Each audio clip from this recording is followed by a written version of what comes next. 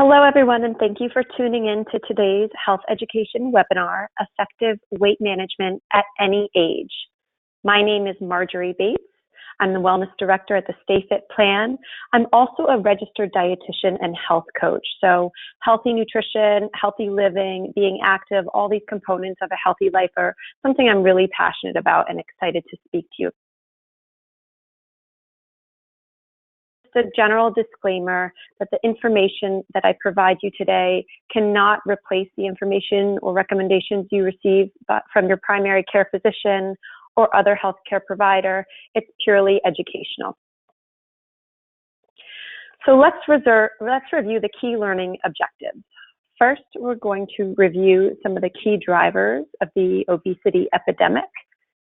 I'm going to review why some of the traditional approaches, weight loss or weight maintenance, have failed you. And I'm going to discuss some specific strategies that will help you support a healthy weight and metabolism, most importantly, at any age. Lastly, I'm going to provide you with some helpful resources, links, things of that nature. All right, so let's get started. It's estimated by the World Health Organization that more than 1.9 billion adults are overweight or obese. And while this has become a worldwide epidemic, the U.S. is the undisputed leader with more than 70% of the U.S. population having a BMI over 25, which characterizes someone as being overweight or obese. The costs of being overweight or obese are significant. According to the NIH, obesity and overweight together are the second leading cause of preventable death in the U.S., close behind tobacco use. Having a BMI over 25 also increases one's risk for a host of different diseases and chronic illnesses, such as cardiovascular disease, type 2 diabetes, hypertension, and even certain cancers. Being overweight or obese affects our quality of life, our mobility, our physical function, our self-esteem, and more. Being overweight or obese also has been shown to decrease productivity and increase absenteeism in the workplace. In fact, the greater an individual's BMI, the higher number of sick days and higher vet medical claims. But what's behind the epidemic, right? So awareness has improved around the risks associated with being overweight or obese, yet the rates of obesity continue to rise, and the percentage of people who are overweight or obese has nearly tripled since 1975. And there are a lot of theories that have been proposed to explain our expanding waistlines. We know that diet plays a significant role. According to the USDA, Americans consume on average 3,600 calories a day, and this is much higher than the average estimated needs. In addition to simply consuming too many calories, we know that specific foods are also associated with weight gain.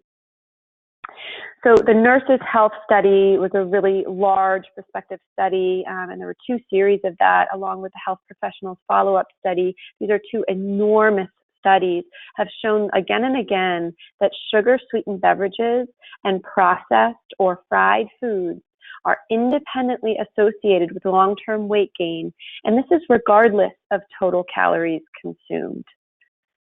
What's worse is that we live in an environment where the overconsumption of these foods it surrounds us, right? We live in what we call an obesogenic environment. We're cooking less, we're eating more away from the home, where larger portions of energy-dense foods have become the norm.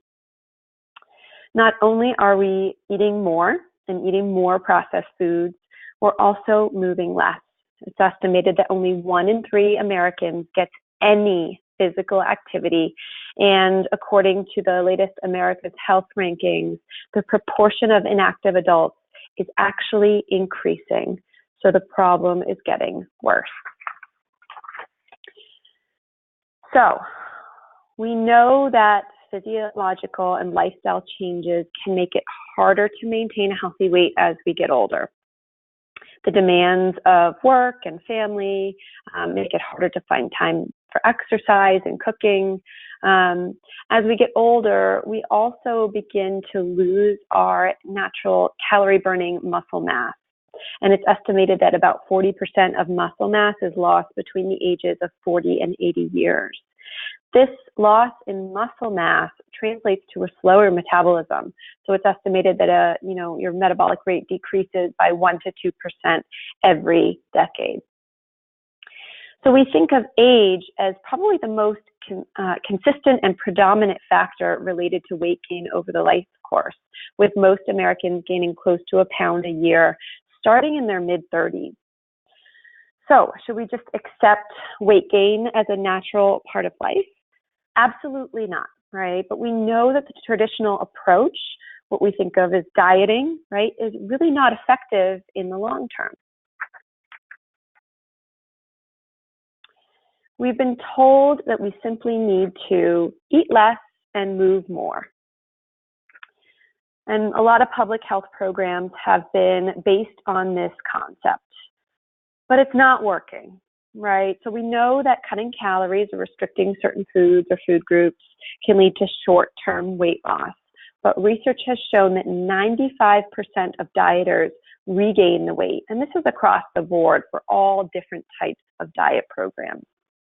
A really interesting study was just performed on participants of The Biggest Loser, really entertaining show on TV. And it found that participants, all but one of them had regained the weight, right? And 4 of the participants are now heavier than they were at the beginning of the program. So all that time in the gym, all that dieting, all that blood, sweat, and tears, they ended up heavier than they were at the beginning of the show. Many weight loss studies have shown the same results. So the first 6 months of a program are characterized by some weight loss, followed by sustained weight regain, resulting in a final weight that is negligibly lower or potentially higher than the starting weight. So what's going on here? When we think of extreme calorie restriction, from an evolutionary standpoint, our bodies learn to conserve, right? So when we don't consume enough food or we severely restrict our intake, our resting metabolic rate will actually decline. This can make it harder to even maintain or lose weight in the future. But the worst part is that it can persist over time, making it more difficult to lose weight in the future. So this was seen with The Biggest Loser participants, right? Their metabolisms continued to decline over the next 5 to 10 years, meaning that they had to eat much less and work out more than ever to maintain their weight loss. So it's almost as if their bodies were intensifying their efforts to return to their original weight. And we've kind of called this phenomenon a set point, right? The body is kind of really trying to get back to that starting point. An interesting finding of The Biggest Loser study that I mentioned found that participants reported constant hunger, cravings, and food binges that persisted years after the challenge. So not only were their metabolic rates lower than they were at the beginning, but they were hungrier than ever. And the study investigators found at least one reason: plummeting levels of leptin. So leptin is a satiety hormone produced by our fat cells that kind of tells our body that there's enough energy available. So when it's present in high levels, we tend to not feel as hungry. The Biggest Losers, the Biggest Loser participants found that by the season's finale, they had almost no leptin at all. And as they continued to gain weight after the show ended, their leptin levels increased slightly, but never to the level they were before. It was about half of what they had when the season began. So you can see how this is problematic for dieters, right? The body is intensifying its efforts from a metabolic rate, from a hormone level, to get back to that starting point. So I know what you may be thinking. Why can't I just take leptin, right? A quick fix for weight loss.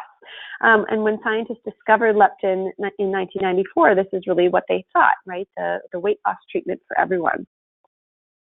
Remember, high levels of leptin suppress energy intake and stimulate energy expenditure. So in theory, the more leptin, the better. However, many overweight and obese people actually have high levels of leptin. The problem is that their brains aren't getting that important signal to stop eating. And we know this phenomenon as leptin resistance. And while there are ways to improve leptin sensitivity, like getting enough sleep, which we'll talk about in a little bit, it's just one of the many examples out there that there really is no quick fix for weight loss, for safe and sustainable weight loss.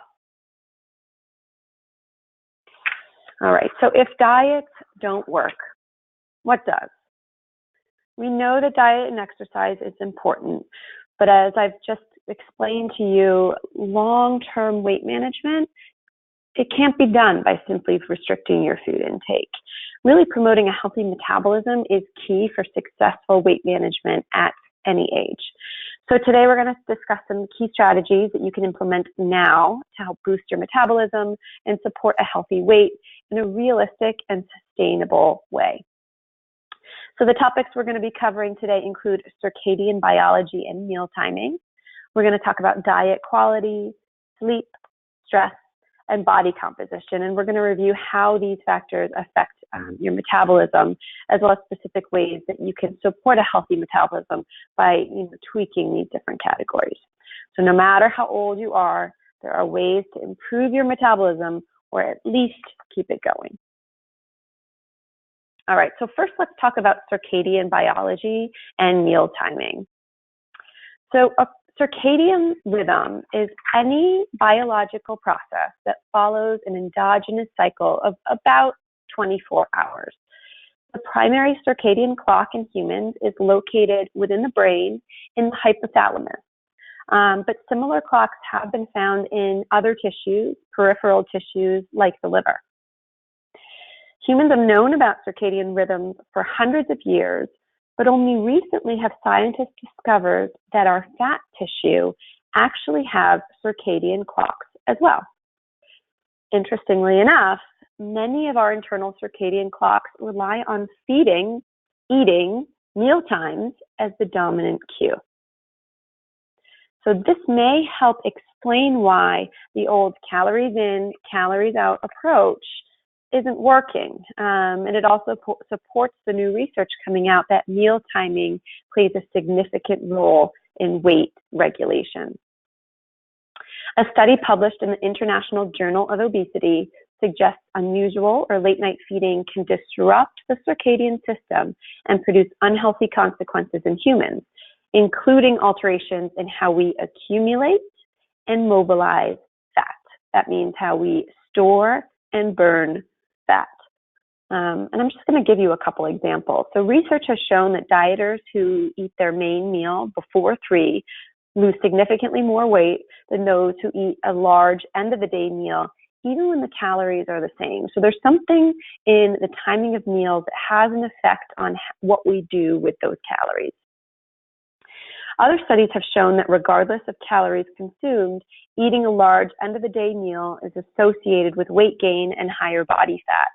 And this may help explain why night shift workers tend to struggle with overweight and obesity more so than daytime workers.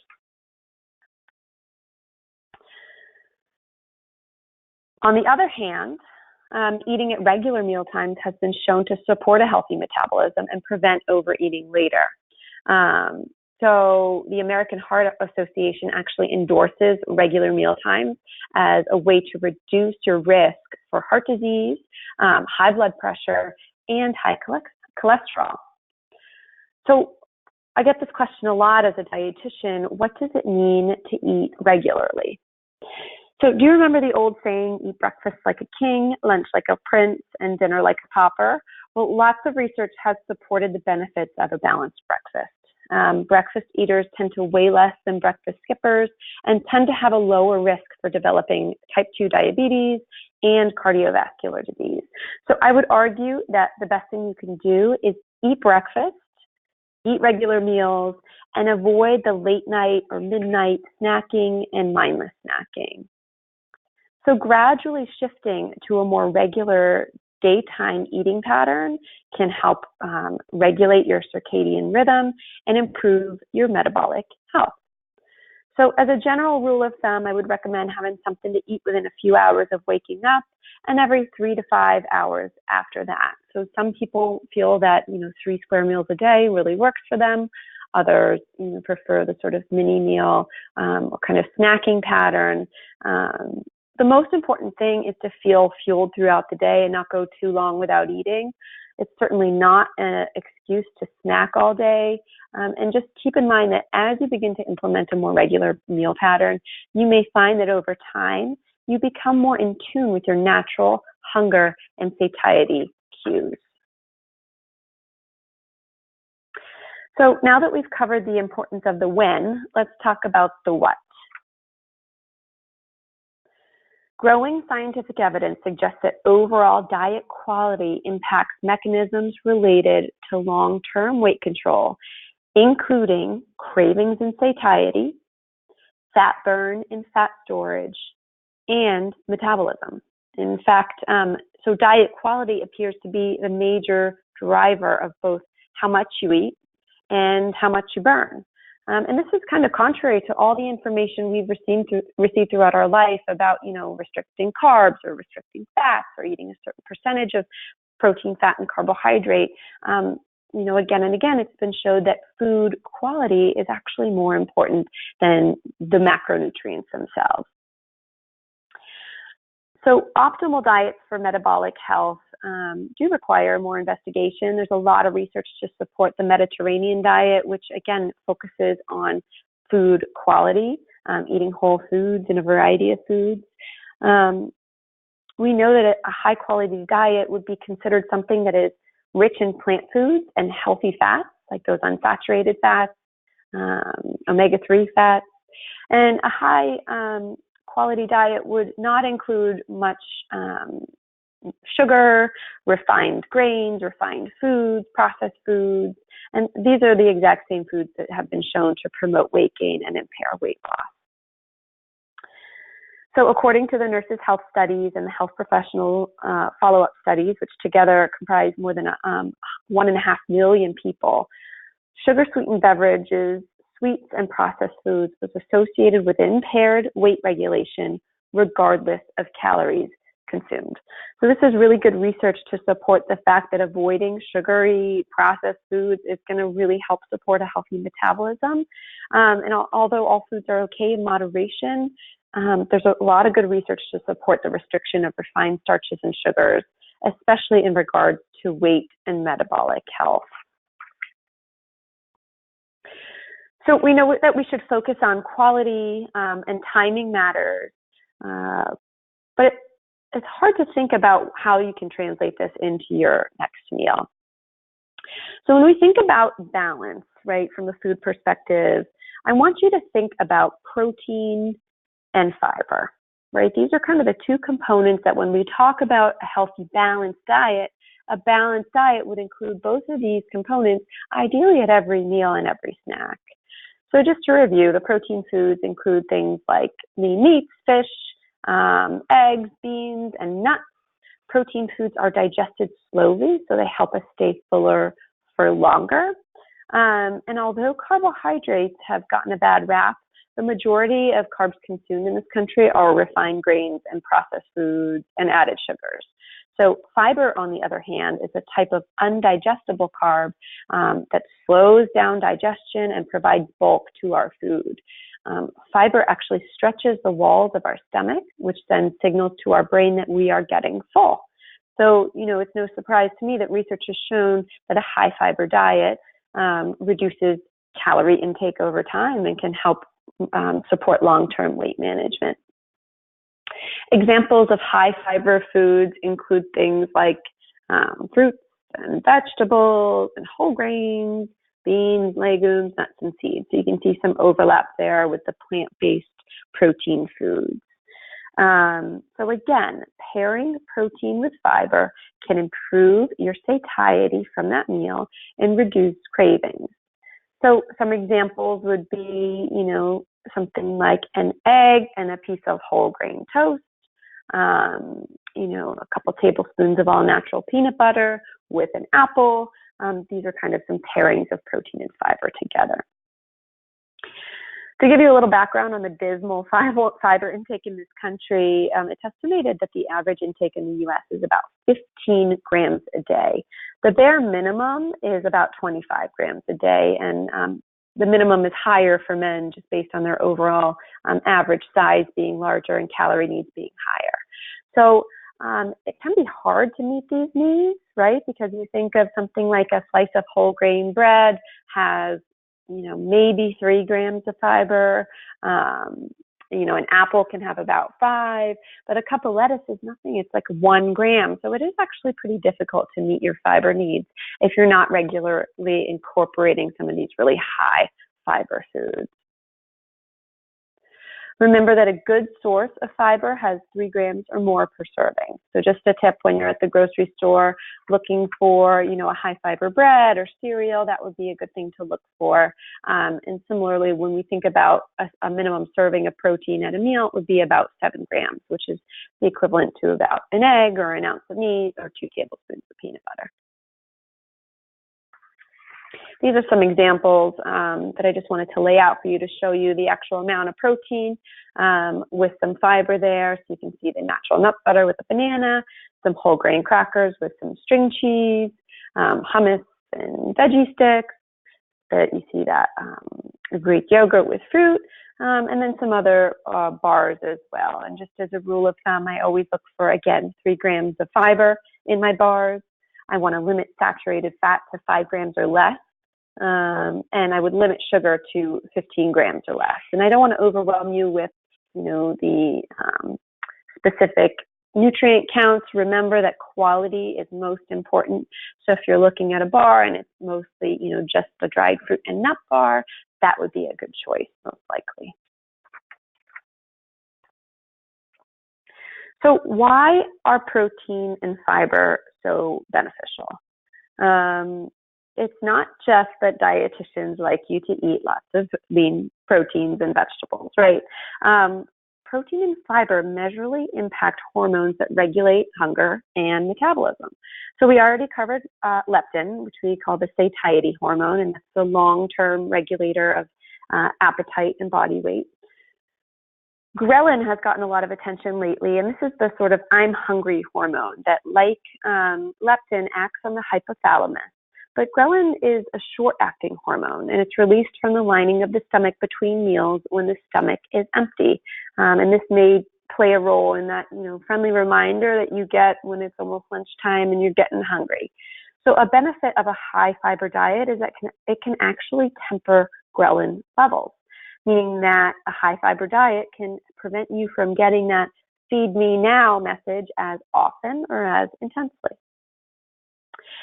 Insulin is another key hormone I want to cover today, and we think of this as the storage hormone. It's very closely linked to weight control. Insulin is secreted by the pancreas, and insulin allows the sugar in our bloodstream to enter the cells of our body. So when we eat a lot of sugar and refined carbohydrate, the pancreas kind of goes into overdrive to produce enough insulin to get that sugar from the bloodstream into the cells. When you think of this from sort of a realistic perspective, when insulin is high, when blood sugar is high, it tells our body that plenty of energy is available, right? So when the blood sugar is high, the insulin is high, your body's getting that signal that there's plenty of glucose, plenty of sugar available, so it can stop burning fat and start storing it.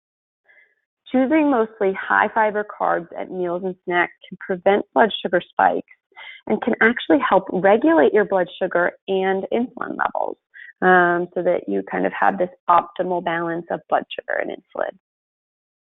2 other hormones I want to cover quickly here are peptide YY and cholecystokinin, CCK for short. And both of these work to slow down gastric emptying so you feel fuller for longer. So that food kind of sits in your stomach a little bit longer, and you get those signals that your stomach is full and it's stretched out, and you get a nice filling meal.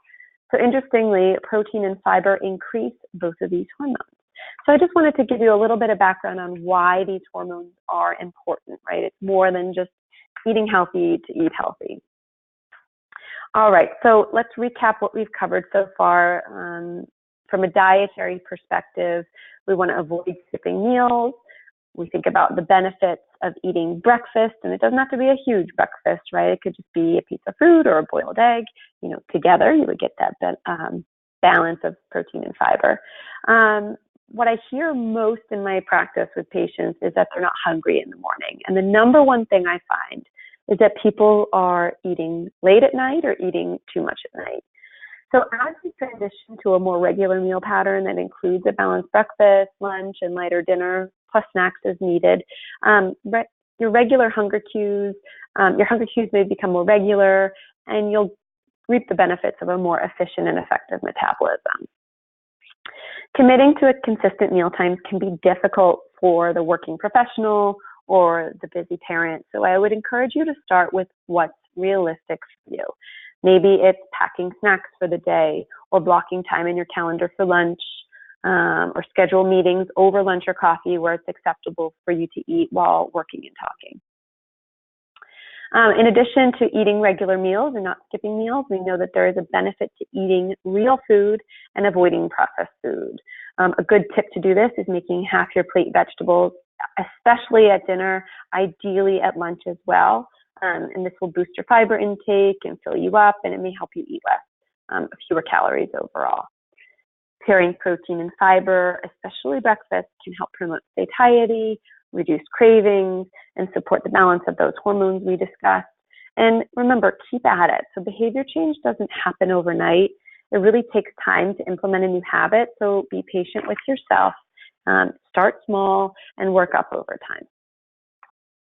All right, so now we're going to cover stress and sleep. So we've established that food affects key hormones related to weight and appetite. And food is often the focus of weight loss efforts, but interestingly enough, focusing on stress and sleep as a way to support a healthy weight is actually going to help you reach your goals faster and more effectively. Numerous studies have linked stress to weight gain.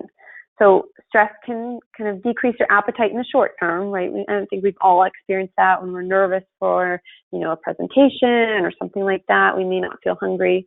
But chronic stress has been shown to trigger hormonal changes in the body that can make weight management difficult. So cortisol is kind of the most well-known stress hormone, and this is produced in the adrenal glands, and that's been shown to increase appetite. Neuropeptide Y is a neuropeptide produced in the brain that is thought to stimulate appetite specifically for carbohydrates. And it's also been shown to increase food intake. So this may help explain why when people are nervous or anxious or stress eating, you've kind of heard that term thrown around. That may explain why. How we manage external stressors related to work, finances, and family can have a dramatic impact on our metabolism and our waistline. So I'm not going to go into stress management today. Detailed information is actually available on the Wellness portal if you're interested in looking at the Stress Less workbook. You can check it out there. But I just wanted to reiterate the importance of stress management in the big picture of health. If you're neglecting stress management in your life, you're going to find it very, very difficult to maintain a healthy metabolism and maintain a healthy weight over time. Sleep is also a big one. So a lot of studies have linked sleep deprivation to an increased risk for obesity and also impaired weight loss. So adults who get too little sleep tend to weigh more than those who get enough sleep. And it's been shown that sleeping 5 hours or less per night increases the risk for obesity by about 15%. There are a couple mechanisms that could explain this risk, right? You may be too tired to exercise or too tired to cook. You may be suffering from those increased cravings for energy-dense, calorie-dense, high-carb foods.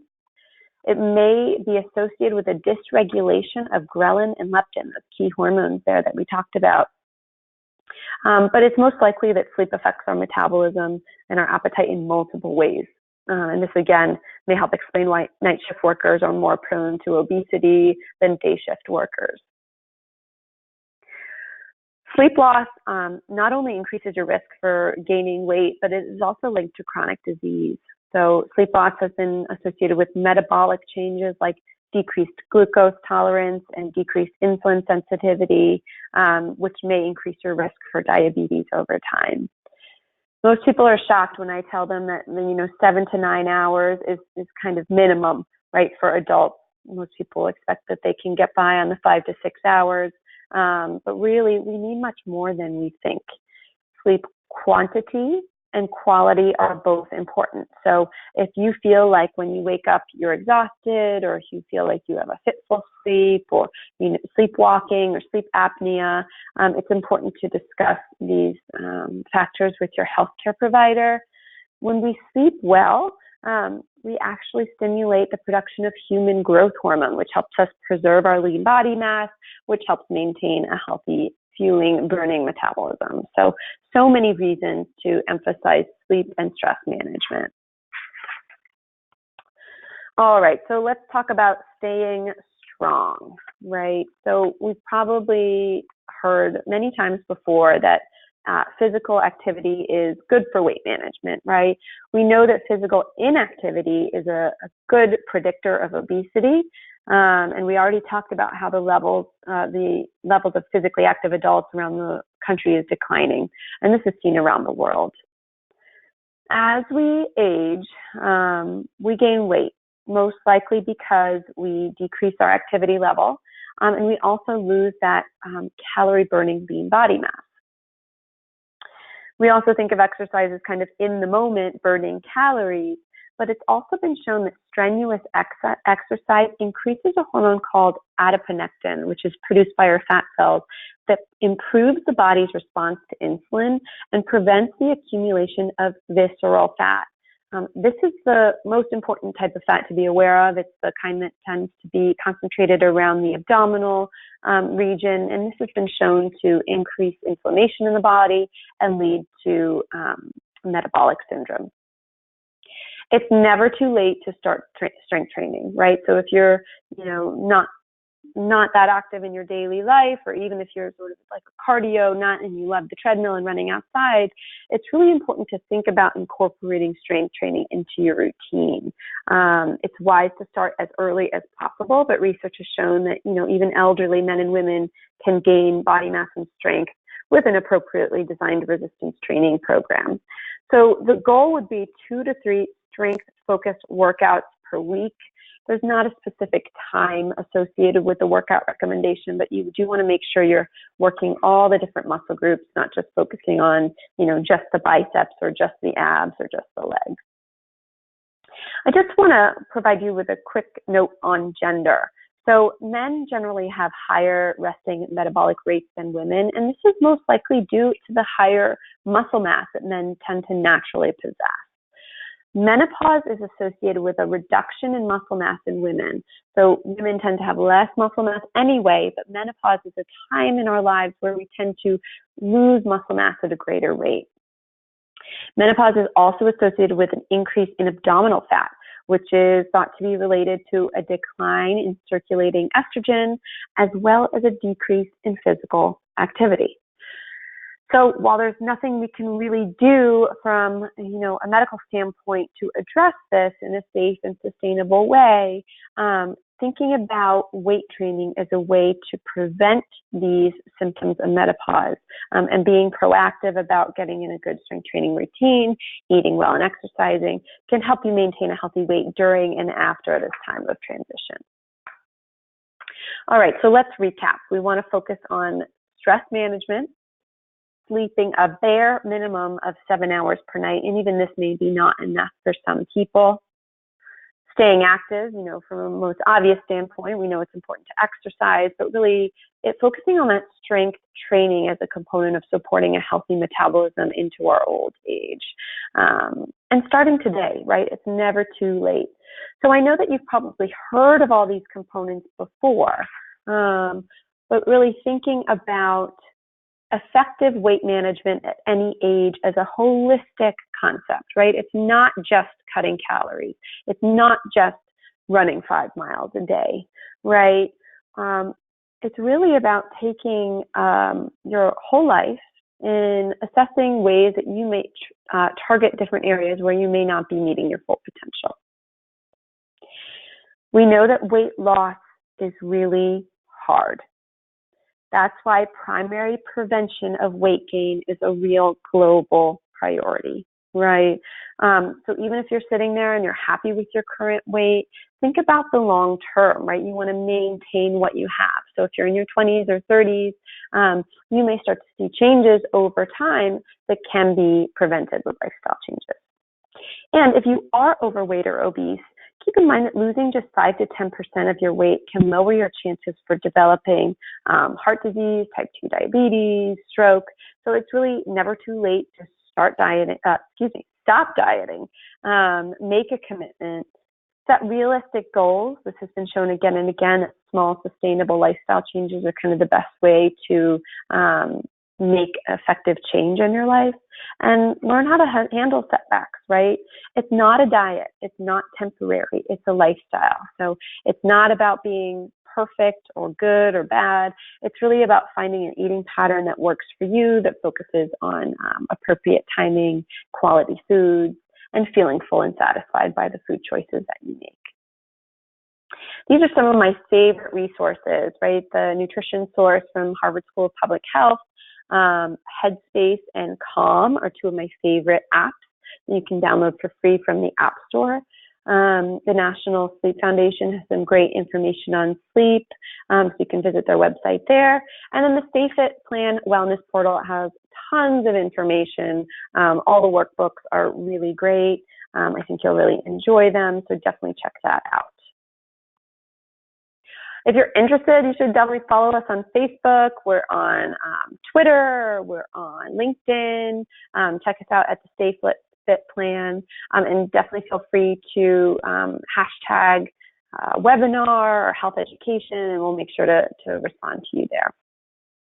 Your feedback really matters. So if you're willing to provide feedback on today's webinar, you can find an easy to fill out form at www.surveymonkey.com/R/W62KX93.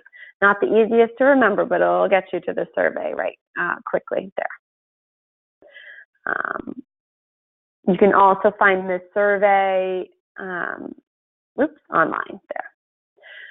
All right, here are my references for you to review. I had such a wonderful time speaking to you all today, and I appreciate your attention and your interest in this topic that I feel so passionate about. Have a wonderful day.